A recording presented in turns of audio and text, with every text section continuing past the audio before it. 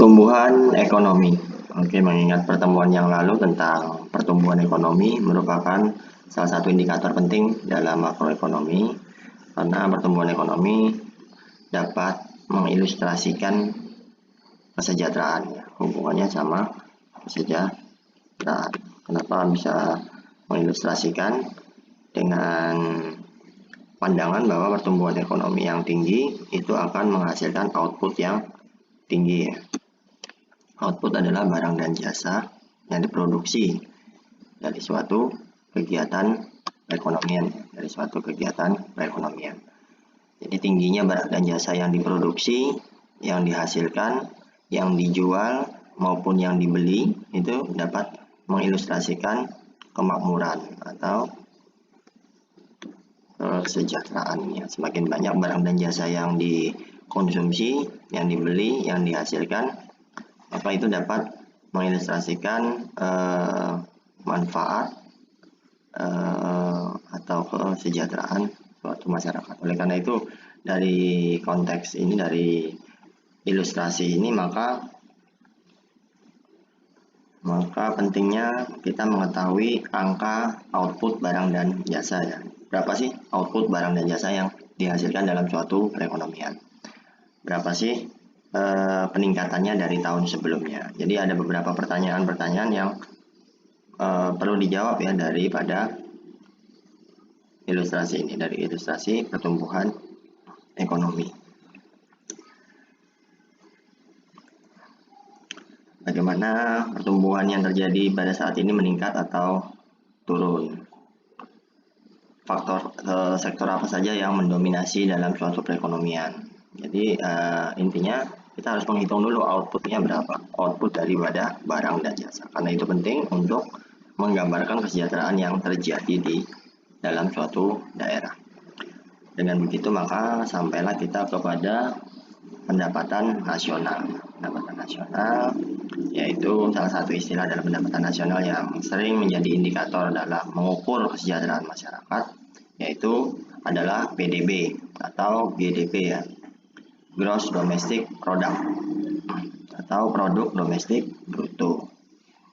Jadi kita lihat dulu dari pengertiannya dari GDP ya, atau PDB ini, Gross Domestic Product. Gross Domestic Product itu adalah suatu nilai ya, suatu nilai. Ada beberapa kata kunci di sini yang harus kita tulis dulu. Itu suatu nilai pasar ya, nilai pasar. Berarti ini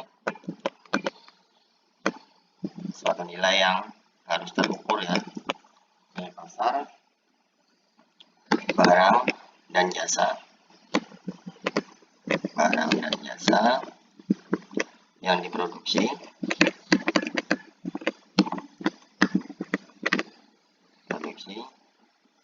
suatu negara,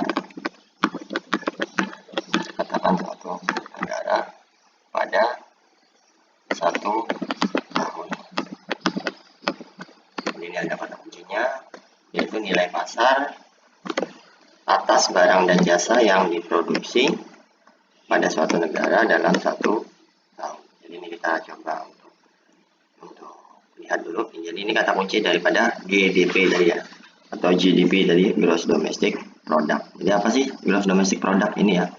Jadi nilai pasar, keseluruhan nilai pasar barang dan jasa yang diproduksi suatu negara dalam satu tahun. Berarti nilai pasar di sini berarti ini mendefinisikan sebagai nilai barang dan jasa yang dijual saja ya. Yang dijual ya, atau yang diproduksi tapi tidak dijual berarti tidak bisa dihitung ya, tidak masuk dalam konteks perhitungan GDP. Jadi di GDP di sini akan menghitung semua nilai pasar yang diproduksi dan dijual pada suatu perekonomian, nilai pasar. Di sini mengilustrasikan katakan rupiah ya, nilai pasar rupiah. Kemudian barang dan jasa. Barang dan jasa di sini yang dihitung dalam GDP adalah barang dan jasa barang jadi ya. Barang jadi. Jadi kalau barangnya masih berupa setengah jadi atau masih diproses lebih lanjut, maka itu tidak dihitung dalam konteks GDP karena nanti akan double counting atau perhitungan ganda.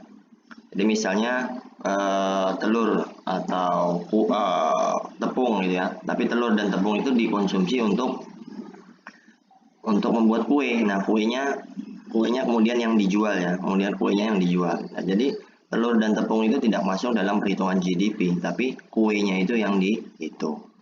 Jadi bahan bakunya nggak dihitung, Kalau bahan bakunya dihitung, kuenya dihitung, maka nanti akan terjadi double perhitungan ya. Double perhitungan, telurnya dihitung, tepungnya dihitung, kuenya dihitung. Jadi double perhitungan. Kue di sini yang dihitung, misalnya kuenya harganya misalnya 50.000. 50.000 ini kan sudah include ya, sudah termasuk daripada harga telur dan tepung tadi ya. Oleh karena itu, supaya tidak terjadi double counting, maka telur dan tepung, yang dalam hal ini telur dan tepung adalah barang setengah jadi, maka telur dan tepung di sini tidak dicatat dalam perhitungan GDP tadi. Yang dicatat adalah barang jadinya saja yang siap dikonsumsi, yaitu kue tadi, Yaitu ya konteks barang jadi. Jadi khusus barang jadi yang siap dikonsumsi. Lain halnya dengan telur dan tepung tersebut dikonsumsi langsung ya, untuk kebutuhan rumah tangga, maka itu akan dihitung. Jadi konteksnya di sini pokoknya yang kata kuncinya itu adalah barang jadi ya, atau finished goods, barang yang siap dikonsumsi.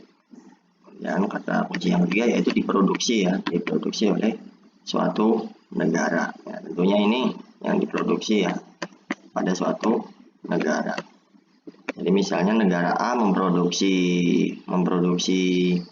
laptop, diekspor ya ke negara lain, maka itu dihitung dalam perhitungan GDP negara kita. Katakan kita mengimpor barang, maka itu tidak dihitung ya dalam perhitungan GDP. Berarti di sini menunjukkan kepada kita bahwa ekspor itu merupakan salah satu penambah GDP ya, Jadi simpelnya plus. Kalau impor tidak dihitung, nanti impor menjadi sesuatu yang mengurangi GDP. Kita mengimpor sepatu misalnya dari luar negeri, maka sepatu itu tidak dihitung dalam perhitungan GDP negara kita, karena sepatu itu yang memproduksi adalah negara lain. Tapi kita memproduksi padi misalnya, kita ekspor, atau beras ya kita ekspor, maka beras itu yang menjadi perhitungan GDP kita. Ini sesuatu yang diproduksi oleh suatu negara ya. Kemudian dalam 1 tahun, jadi dalam 1 tahun, sehingga apa, kita kembalikan ke pertanyaan tadi kan, kita intinya ingin membandingkan ya GDP tahun tadi sama GDP tahun ini berapa. Jadi per tahun itu dihitung dan datanya itu bisa ada nanti bisa diakses oleh kita semua. Jadi dengan mengetahui angka GDP per tahun, maka kita dapat mengetahui berapa persen peningkatannya, berapa persen sektor mana yang dominan pada suatu perekonomian.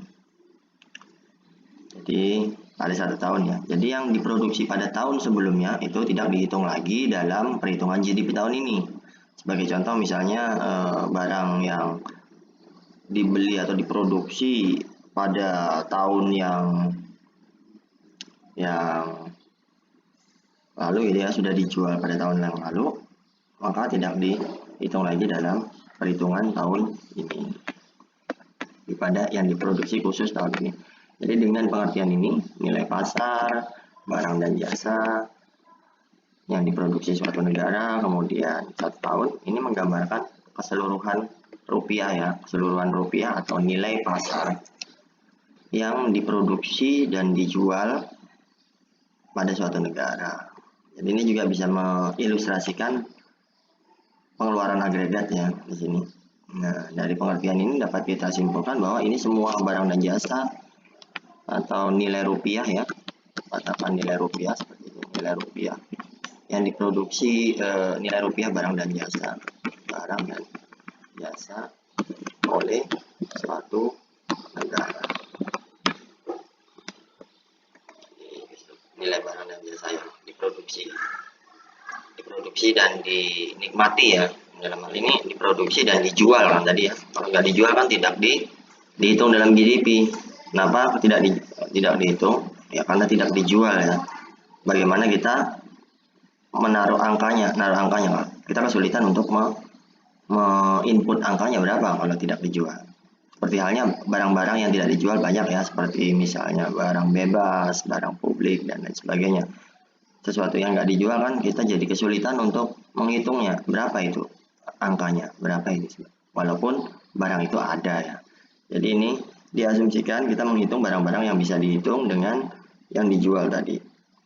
Jadi keseluruhan rupiah barang dan jasa yang dijual, yang dikonsumsi dan diproduksi oleh suatu negara ini akan mengilustrasikan pengeluaran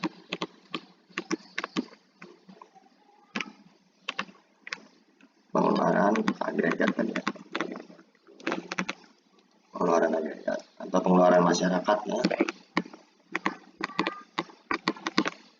Pengeluaran masyarakat semakin tinggi barang dan jasa yang dinikmati masyarakat, maka itu akan relate dengan sejarah gambarannya ya, welfare negara, pertumbuhan ekonomi, pengeluaran agregat dengan definisi GDP.